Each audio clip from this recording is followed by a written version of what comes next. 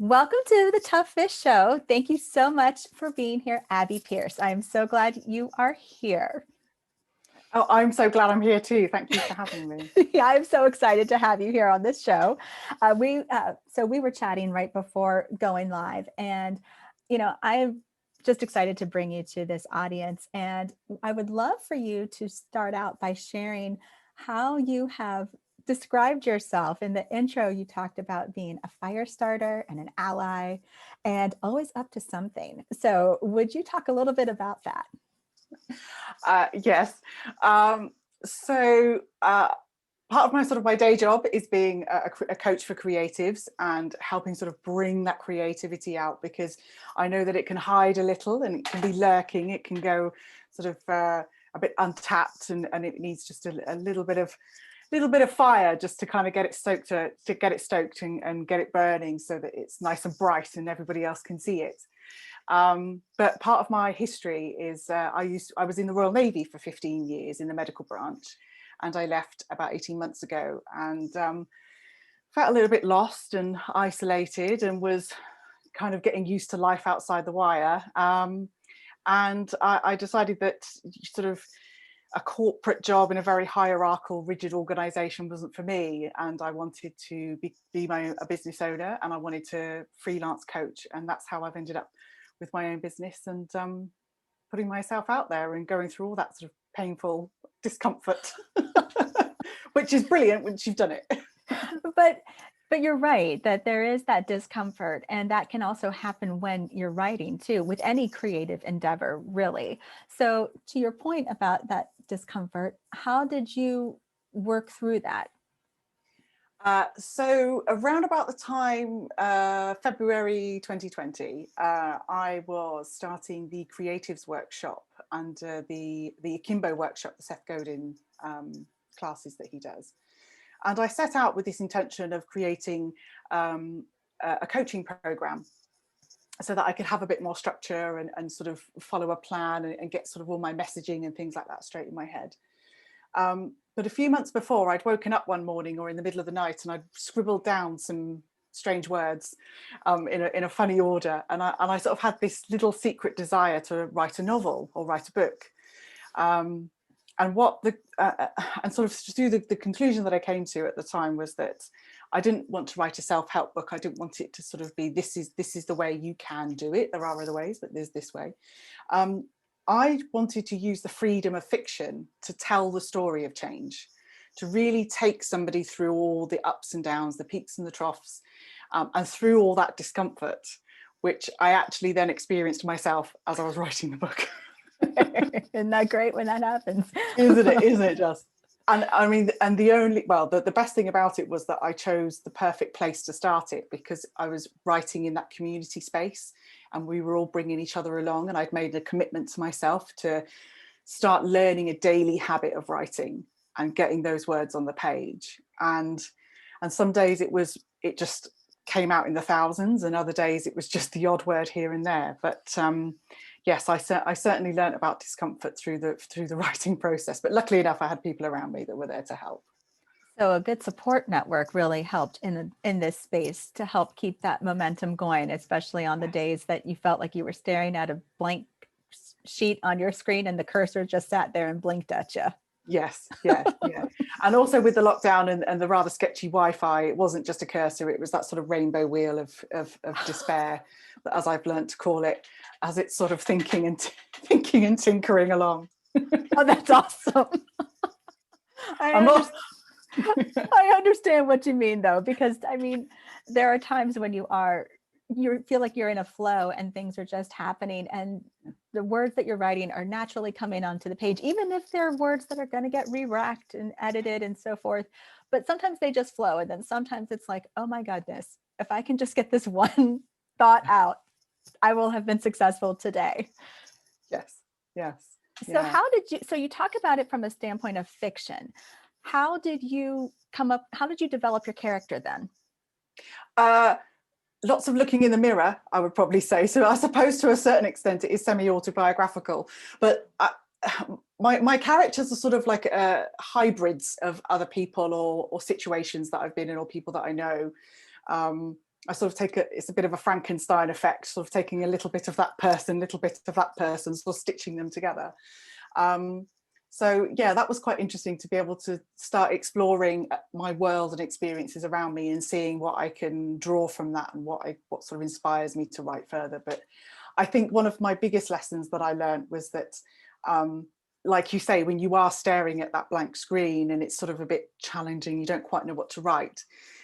I sometimes found that I ended up writing around something that I particularly found uncomfortable. And I think I had to really get vulnerable and really get deep and tackle that, because I wasn't doing my reader any service, or myself for that matter.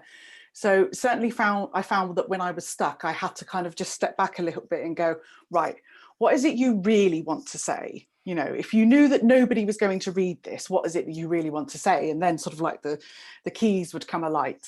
And then I'd sort of get brave and tackle those big hard topics that make us a bit uneasy. You know, that is really beautiful, because it's also showing how cathartic writing can be at times, that it can be its own form of release, even if no one sees it. But to your point, you were able to take what you wrote and morph it into a way to share it and still be vulnerable. And that's really that's beautiful and courageous, I think, too. So how did you come through the plot then? Like, how did you come through like outlining it, or did you just let writing happen? Did you have an idea for the ending? Did you have, and then you just kind of let your characters guide? So talk about the development of this book. How did you, and by the way, we have not even mentioned the name of said book. You want to mention the name too? Oh yeah, that would help. So yes, well, it was quite funny because I sort of came up with the title about halfway through, because it was sort of this phrase that everybody kept coming up with. So my book is called Life After. So it's I suppose it's like the opposite of afterlife, which is sort of some themes that come along. But at the time I was writing the book, it was throughout the first wave of the pandemic in the UK, when everybody really was just not knowing what was going on. And there was this phrase that sort of kept coming up. It was like, yeah, well, after COVID, after we get back to normal, and I was like, yeah, but there's still life. And I was like, life after. So it kind of like came about that way. In terms of my structure and how I got through it, again, all part of the learning curve, but I found some very good resources. I'd read through Stephen Pressfield and Sean Coyne, The Story Grid. So about halfway through, I found that there was this structure that can help you.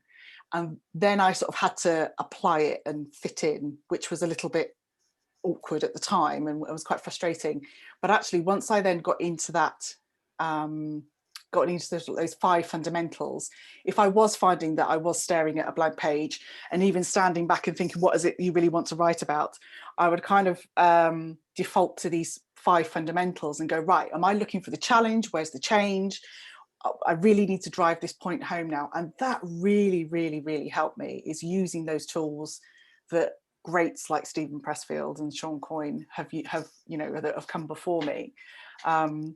So yes, it was a bit of at the start, it was a bit of a messy beginning and a very messy middle that then sort of started to then get more proficient towards the end. And I think I'm getting the hang of it every day. It's a learning process. Well, and the fact that you mentioned Stephen Pressfield in particular, there are a few of his, I mean, I enjoy reading him as well. And there's a few of his books that are coming to mind as we're in this conversation, one of which is Turning Pro, which is talking about literally coming and showing up and doing the work. That it doesn't necessarily mean that it's easy to do. It means that you are committed to showing up and to doing your best in that space. And you are there to be a professional. So the fact that you, like you described, that you were showing up, you were committed to writing, you were committed to making this happen, that was Turning Pro, from that standpoint. And then the other book that's coming to me is the War of Art. And and he talks about the resistance. And it sounds to me like those books were influencing a lot of what you were experiencing in a way. At least that's what it's connecting to me as I'm listening. Yes. Yeah. No, you're absolutely correct. Yes. Yeah. A lot of those came to mind. I've got one of his that I've got marked up down the spine because I'm happy to write I scribble over books, turn down corners, sticky pages and things like that. And down the spine, I've put, for emergency use only, go to page 54. I think it's about page 54, and in there it talks. There's a little section about the resistance, and it's just when you need that. Yes, okay, right, yes, this is normal, it's fine, I'm going to be fine. Okay, let's move on. What's next? So. You know, I love that you said that you write in books. And now, see, to me, I feel that way too. If it's a book that I really love, that it has just touched me, and I find it as not just a resource, but I find it kind of like a toolkit, like something that I can really use again and again. I've fold down pages, I have sticky notes everywhere, I write in it. And so I'm very big into that thought process. Now, there are some books I don't do that way. Like if I've borrowed a book, I certainly don't do that. Or if I'm, if it's maybe sometimes even fiction, I don't always do that just because it's an enjoyment, an escape. But when it is a book that I'm using as a tool like that, oh yeah. So I'm glad to meet somebody else who does that, because it's not sacrilege to do it. Oh yeah, no. You need to find these things in a hurry. If you've thought to sort of highlight something, or you found that little golden nugget of information, you need to be able to reach it quickly. Oh my gosh, yes. So when you were going through life after, and you've written it, and you've got your first draft. Mm-hmm. How did it, when you were going back through to look at edits to say, what else do I need to do? Or before I send this to an editor for a new set of eyes. But you, as a writer, you're always going back through your work, even just to kind of say, what else? Did you feel like you had did that experience feel different from writing it the first time, especially considering what you were trying to do by telling this story, and during the time in which you were writing it, during this the shutdown and the pandemic and such? Oh, massively, yes. And again, I think it comes back to being in that community space, because I migrated from the creatives workshop into writing in community, and used that very much as my editing time. And I was very fortunate enough to be in a group with a couple of people that had already written some books. And again, another sort of book in the toolkit was Stephen King's On Writing, who said, once you finish your first draft, put it away. Don't touch it. Don't look at it. Don't read it. Don't think about it. Nothing. Just set it right out of your mind. And he said, I think for about 6 weeks. And I think I gave it about 4 because I couldn't wait any longer. I thought, well, the 4's enough. But because I had those people there that had already written books, and they were there for support, right from the outset, I very much had my editing head on. I knew I had to find that this was a different part of the process now. This was a different phase. And I had to almost sort of detach myself a little bit, because I knew that there was stuff that had to be deleted. I knew there was stuff that I had to get even deeper on, because I'd still only scratched the surface, or I'd just been skimming over some of the topics. So right from early on, I'd given the manuscript to a very dear friend of mine who wasn't very happy. She loves me dearly, but she wasn't very happy, because she said, I dreaded reading it, Abbie, because if it was rubbish, I didn't know how I was going to tell you. But she said, luckily, it was great. So she was very much my reader's eye. And on certain bits, I said, don't worry about the spelling and the grammar or anything like that. I just want you to tell me how you make it feel. Is there sections where, you were expecting something else to happen? Whatever sort of comes up for you, what do you notice? And she did. And she sort of did this little report for me. And I took some of her, a couple of the bits I sort of said, no, actually, I think that's okay. But for most of the points that she made, and again, the majority of it was, she wouldn't, this character wouldn't have given up that easily, or this doesn't quite sound right. It doesn't, that reaction wouldn't work just based on this, so it was very much, she really drove me to go deeper. And I did, and I yes, got stuck into the editing and went on from there. So what was it like coming up with the cover for the book? Because it sounds like you have a different, it almost sounds like it can go a few different ways for what might this cover be like. So talk to me about how you came through that decision-making process and what that was like. Okay. I knew that graphic design was not in my wheelhouse. I was perfectly capable of, I was quite happy to write the book, edit the book, self-publish the book, but I knew that the cover was really important, and it was something that I don't have the skills to do right now. It's not some time I wanted to invest in. So again, through being in the community space, I got a recommendation for a book cover designer, reached out to them, told them about the book. And at the time, I was also being asked questions in the course about sort of where does your book fit on a bookshelf? What other things would these people be reading? So I sort of had to really drill down on that as well. And I kind of came up with this picture in my mind's eye. I'd seen some other books that were written by Elizabeth Gilbert and Brené Brown and all those sorts of people. And I came up with this sort of cover design. And I said, look, I think in my mind's eye, it looks like this. And I had to just write it in words. And they came back with two initial concepts. And I just knew straight away which one it was going to be. And I went, I'll have that one. Yeah, that's an awesome process. And I think the question that you were asked of where do you see it on the bookshelf? I think that's a great question, because it does make you think about your book a little bit differently. It also helps to say, okay, this means it can also it might sit in a few different genres. And if that's the case, then which one, if you will, might be speaking a little bit louder in that case? If it's something that might straddle a couple of them, then, or is there a way that it kind of fits and feels good with the messaging that you're trying to accomplish too? Mm-hmm. Yeah.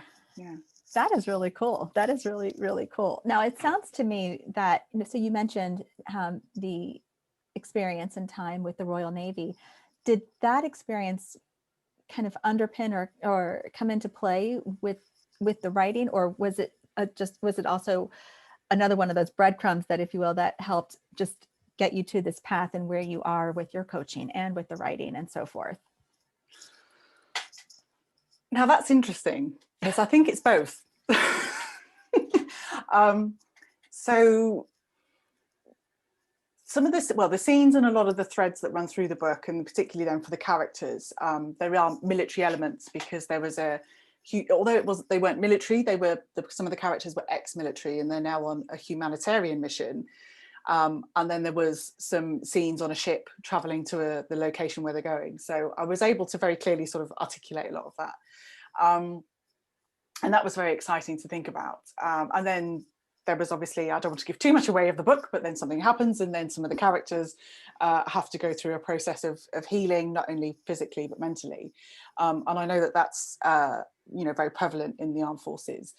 But interestingly, my career, particularly as medical as well, we're very process driven. Everything's very much, particularly medical, even in the algorithms and the flow diagrams that we use for sort of trauma situations. And that's how you learn as well. You learn sort of like these acronyms, and it's all very like, you do this and then you do this and what have you.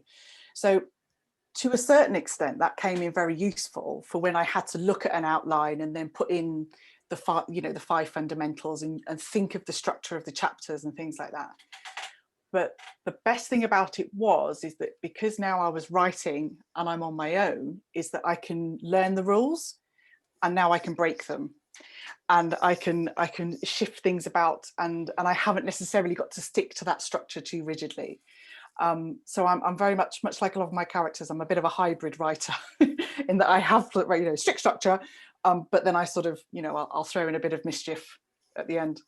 Mischief. I love it.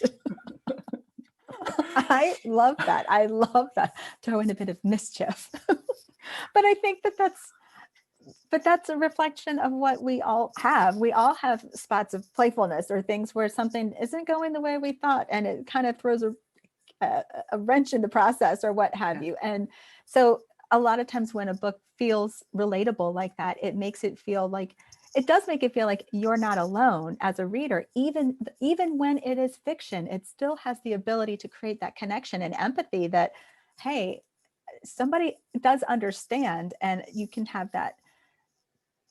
You just kind of feel like you can kind of get into that even a bit more when you have that piece going on, I think. Yeah, definitely. So when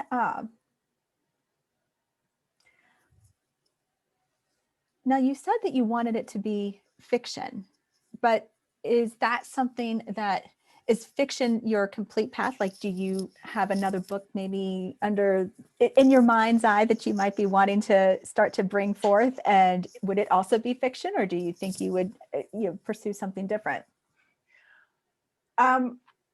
Never say never is the truth. But for now, I shall be sticking in the realms of fiction purely for the fact that it's just so limitless and it's so playful, and you can be mischievous, and it doesn't matter because it's all invented, as Benjamin Zander says. It's all invented. Yes. So I'm really leveraging that at the moment. And rule number 6: don't take yourself too seriously.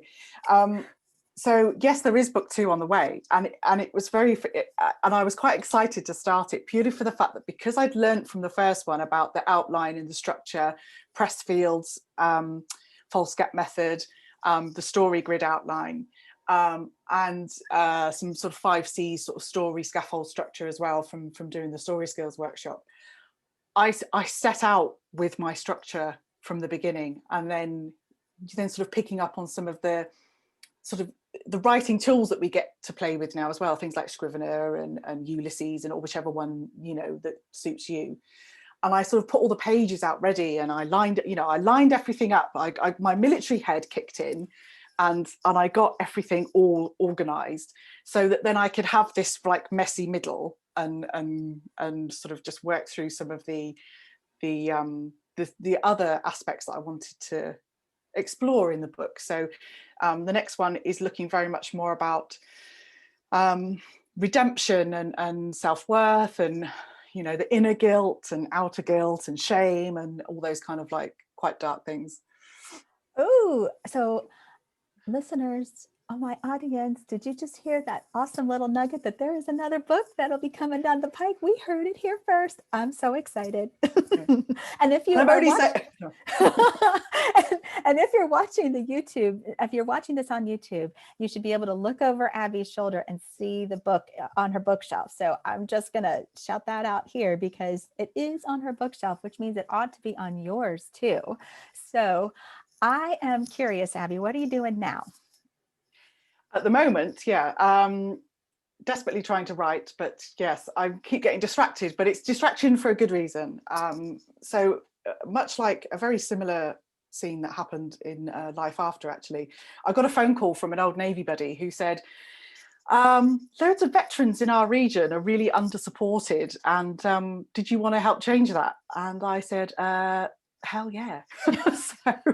so we've got together, we're working with another veteran organisation that does networking up more near the London area, but we're sort of on the other side of the coast of England. And we've been promoting a veteran networking call for veterans, their families, but also connecting them with business owners and recruitment. We had our launch call on Tuesday, and everyone had a fabulous evening. We've already got people signed up for the next one.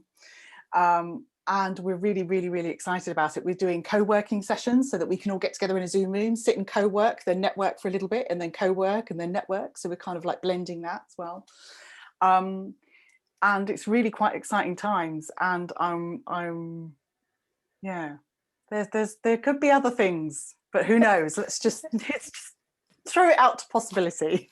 Fair enough. But I love that you sound so excited about what you're doing to help the veterans in your area too. I think that that's such a lovely thing that you're able to do, and that's so awesome. Thank you so much for helping for your service, but also your service to support other veterans too. That's just a beautiful thing. Yeah. So thank you. So how can people connect with you, and how can people find that book, Life After? So Life After is available exclusively to Amazon. And if they search Life After, I do have the pen name AJ Miller. So if you do get a bit confused, it is the right book. And also I have a website called evenix.com. That's EVOENIX.com. Evenix, like Stevie Nicks. And I have the links to Amazon on the front page of my webpage there. And I write a blog as well. So if you wanted to subscribe to my blog, it's a weekly one that comes out on a Wednesday, just to give you sort of things to think about leadership and creativity and just where you're putting your energy and time and resources at the moment. I love this. Thank you so much, Abbie, for being on the show, being a fire starter here, and just sharing such goodness with this audience. Thank you so much for being here. It has been such a joy to have you. Yeah, and likewise, thank you very much for having me. It's been wonderful. Thank you. Absolutely.